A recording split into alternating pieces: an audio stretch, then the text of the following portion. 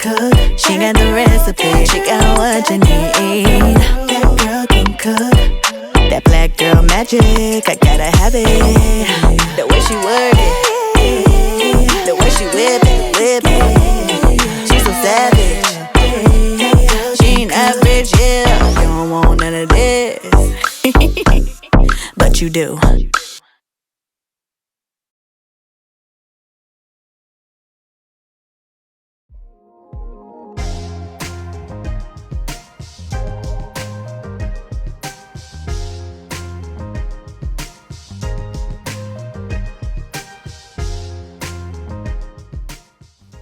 Hey y'all, and welcome back to my channel. And today we are going to be making some baked homemade macaroni and cheese. Okay, now this is a recipe that can be cooked several different ways, but we're going to cook it my way today. All right, and if you just so happen to like it, make sure you hit that thumbs up. So we're going to start off with a little bit of chicken broth and water, and we're going to salt that water. And you know what? You can never over salt your water when it comes to macaroni and cheese. Okay, you're going to make sure you season that water so all that flavor can come up in those noodles. All right.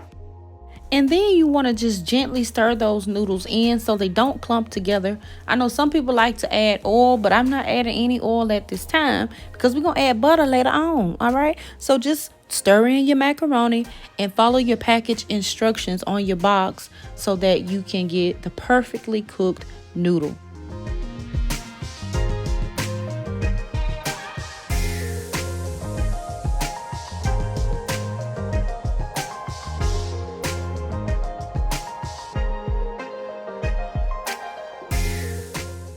All right, so with the few minutes that we have left on those noodles cooking, it will be a great time to go ahead and grate your cheese. Okay, now you do not have to grate your own cheese.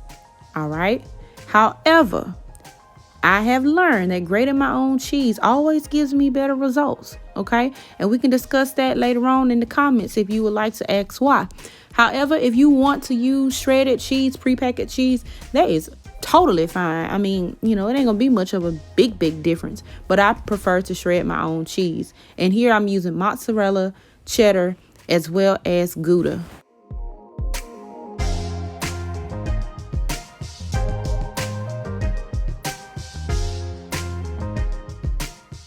All right, moving right along, we have our boiled noodles, and we're just gonna add about 2 tablespoons of butter to this mixture, and that's so that they don't clump together. This is also salted butter, just in case someone was wondering.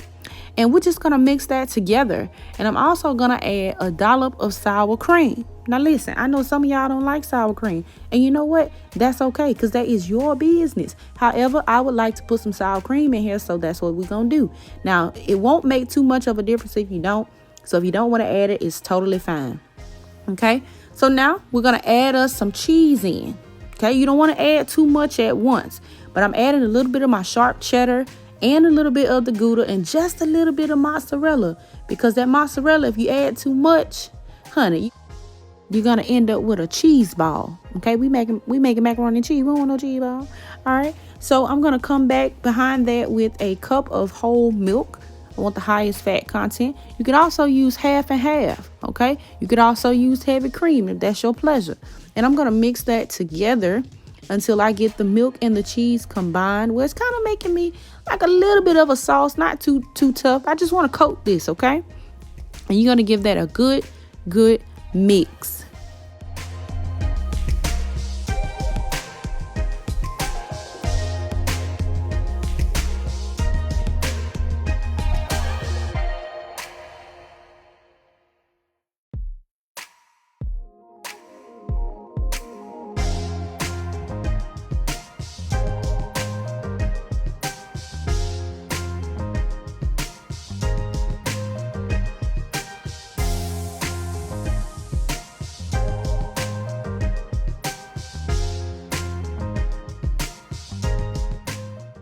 All right, so we added some more cheese, and I'm gonna add just a little bit more of milk. 1/4 cup should do it for what I am looking for when it comes to this macaroni and cheese. So I'm just gonna add a little bit and mix that on up, and then we're gonna start seasoning.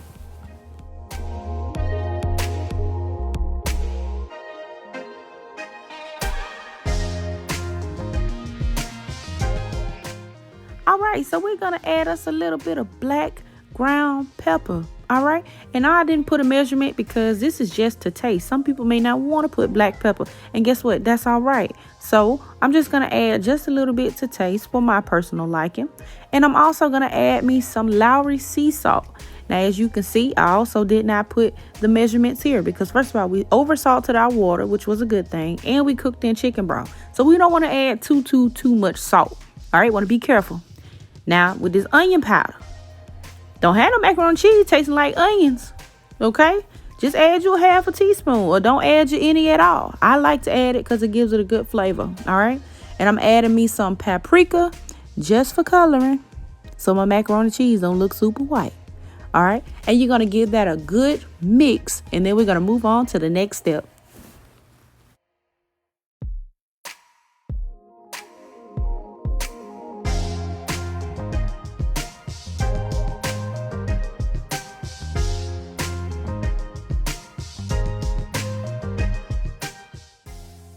So now it's time for us to focus on this nice custard that we're going to be making. It's very simple, and it only requires 1 large egg, okay, just 1 large egg and 1 cup of whole milk. And we're going to take us a whisk or a fork or whatever you have, and we're going to thoroughly combine this until we get our custard base.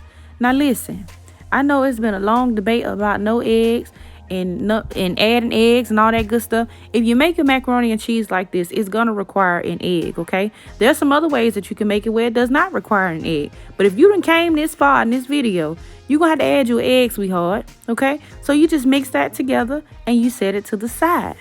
Then you're gonna grab your favorite pan.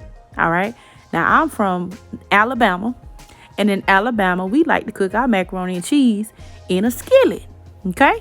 So I'm using my cast iron skillet, and it's very important that I give you guys the measurements on this skillet. This is an 8-inch skillet, and it's not that deep. It's somewhat deep, but not too deep.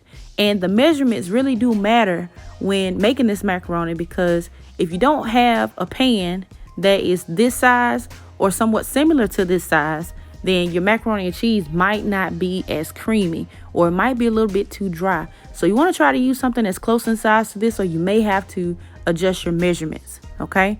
It's just a little tidbit.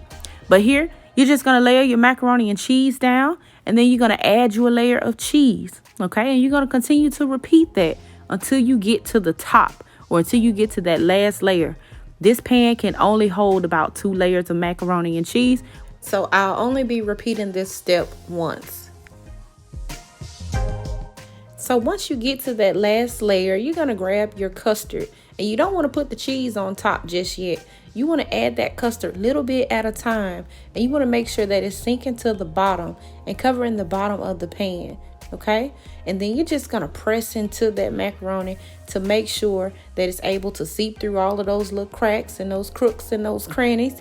Okay? And you're just going to continue to add that custard. You're going to need the entire bowl for a pan that is this size.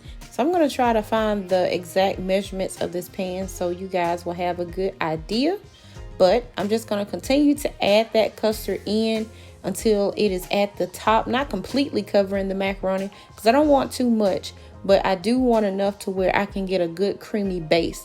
And I know one often mistake that we come across is a lot of times we'll think if we're adding too much, it'll be soupy.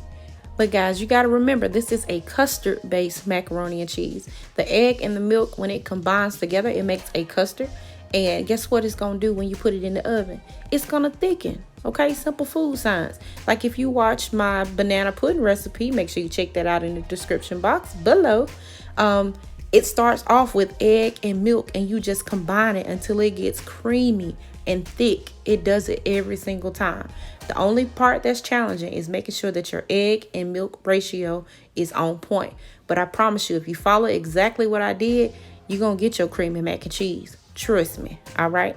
So now we're just going to top this last layer off. We have all of our custard in, and I'm going to add my last layer of cheese. This is where I like to add my mozzarella. I like to actually add more mozzarella to the top, more so than the inside of the macaroni and cheese layers. So we're just going to top this off. We're going to make sure all the edges are covered, all of the center is covered, and we're going to layer it with a nice little thin layer of paprika for coloring, and then we're going to bake this bad boy.